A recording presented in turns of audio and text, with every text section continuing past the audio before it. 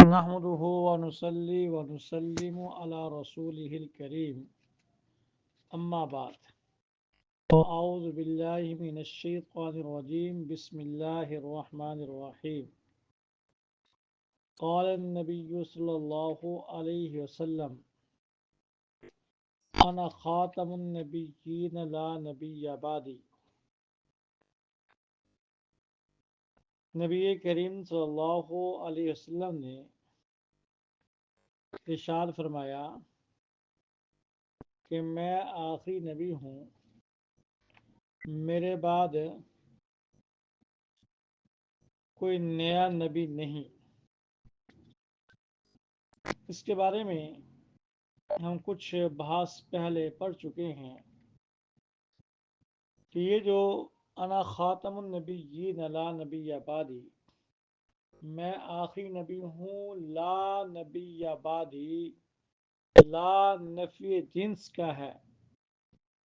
جو عربی گرامر سمجھتے ہیں ان کے لیے بہت دلچسپ بحث ہے، تو جو کے ساتھ سماعت فرمائیں گے تو سمجھ میں آئے گی۔ لا نبی بعدی، لا الہ الا اللہ، جیسے لا الہ الا اللہ میں لا نفی جنس کیا ہے کہ کوئی معبود نہیں، چھوٹا بڑا بلی بروزی کوئی کسی قسم کا کوئی معبود نہیں۔ جیسے لا کی طاقت نے اللہ کے سوا ہر معبود کو باطل کر دیا، ختم کر دیا، وہی لائے نفی جنس یہاں کھڑا ہے کہ لا نبی بعدی، کوئی نبی نہیں اللہ کے نبی آخر الزمان محمد مصطفیٰ صلی اللہ علیہ وسلم کے بعد کوئی کسی قسم کا چھوٹا ذلی بروزی کوئی نبی نہیں۔ اب مرزائی وہ کہتے ہیں کہ جو تشریعی نبی تھا وہ تو نہیں، لیکن ذلی نبی ہے۔ ذل کہتے ہیں سایہ، وہ کہتے ہیں جو نبی مکہ میں پیدا ہوا جن کا نام نامی اسم گرامی محمد احمد صلی اللہ علیہ وسلم تھا، وہ مکہ مکرمہ سے مدینہ منورہ میں گئے۔ آپ کا سایہ 14ویں صدی میں مرزا قادیانی کی شکل میں ظاہر ہوا، اس کو ذلی کہتے سایہ بروز۔ تو اس حدیث نے ہر قسم کے نبی کی نفی کر دی، کوئی کسی قسم کا ذلی بروزی موزی شیخ چلی کچھ نہیں ہے، صرف اب محمد مصطفیٰ صلی اللہ علیہ وسلم ہے، آپ کے بعد کوئی نبی نہیں۔ اس کا لا نبیہ یہ اس کا اسم ہے، بعدی اس کی خبر ہے۔ بعدی یہ مضاف مضاف الیہ مل کر یہ متعلق ہوتے ہیں، یہاں سے فعل محذوف کو نکالا جاتا ہے، اور عام طور پر ترکیب میں ہم کائن نکال کے ثابت نکال کے اپنی ترکیب کو مکمل کر لیتے ہیں، لیکن عقل مند اور دانا آدمی ایسا محذوف نکالتا ہے جس کا کوئی نہ کوئی فائدہ بھی حاصل ہو۔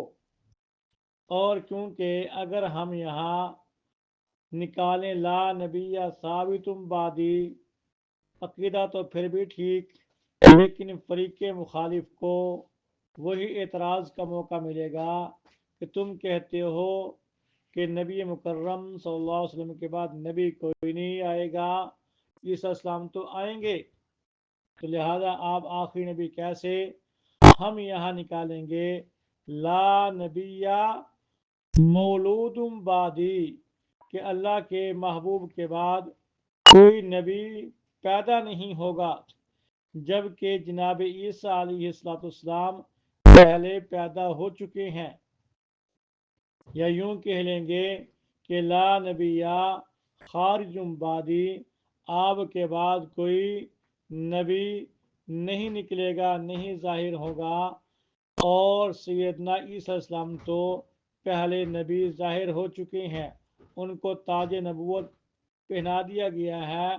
اور یہ بھی میں نے بتلا دیا تھا اس کا ترجمہ یہ بھی کر سکتے ہیں کہ آپ کے بعد کوئی نبی پیدا نہیں ہوگا، آپ کے بعد نیا نبی کوئی نہیں ہوگا، اور آپ کے بعد کسی کو تاج نبوت پہنایا نہیں جائے گا۔ اور یہ کیسی حدیث ہے؟ حدیث پیچھے بھی ہے کہ اللہ کے محبوب نے فرمایا میرے بعد آئیں گے 30 دجال اور کذاب، یزمو ہر ایک یہ گمان کرے گا انہو نبی کہ وہ نبی ہے۔ اب دیکھیے یزمو کا لفظ ہے، یہ بھی اشارہ کر رہا ہے کہ جو نبوت کا دعویٰ کرے گا اس کو بھی گمان ہوگا، یقین اس کو بھی کوئی نہیں ہوگا۔ تو مرزا قادیانی اس کو بھی یقین تھا کہ میں نبی نہیں، لیکن بس انگریز کے اشارے پر نبوت کا دعویٰ کر دیا، اور اپنے نبوت کے دلائل کو اکٹھا کرنے کے لیے نور الدین بھیروی کا سہارا حاصل کیا۔ یقین اس کو بھی نہیں تھا، یہ بھی بڑی مشکل سے اپنی گاڑی چلاتا رہا، اپنے پیٹ کے ایندھن کو پورا کرتا رہا۔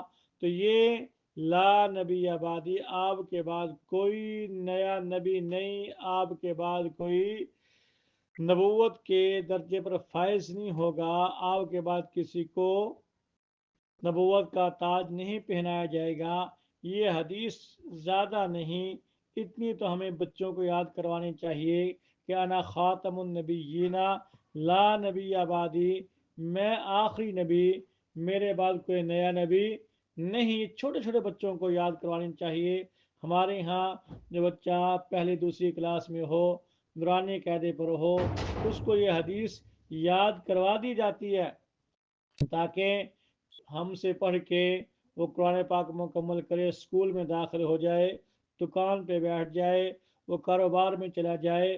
لیکن یہ حدیث جس کے ذہن میں ہوگی انشاءاللہ، جس پوسٹ پہ بھی جائے گا، وہ فقیر ہو یا امیر ہو، وہ وزیر اعظم بنے یا اپنی علاقے کا دکاندار بنے، لیکن انشاءاللہ اس حدیث کے ایسے انوارات ہیں، جس نے اس حدیث کو یاد کر لیا انشاءاللہ کبھی مرزائیوں سے مار نہیں کھائے گا۔